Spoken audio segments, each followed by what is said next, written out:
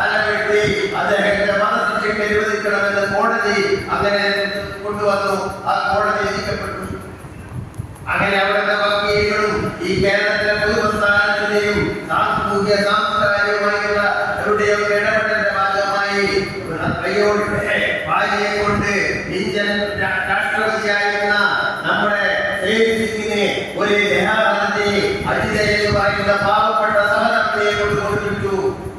അന്ന് കേരളത്തിന്റെ പ്രതിപക്ഷ നേതാവ് സഖാവ് PK നായനായിരുന്നു. അങ്ങനെ കമ്മ്യൂണിസ്റ്റ് പാർട്ടിയുടെ സമുന്നതരായ നേതാക്കന്മാർ ഡൽഹിയിൽ നിന്നും കേരളത്തിൽ നിന്നും ഇടപെട്ട് അങ്ങനെ കൈയോടി 2.5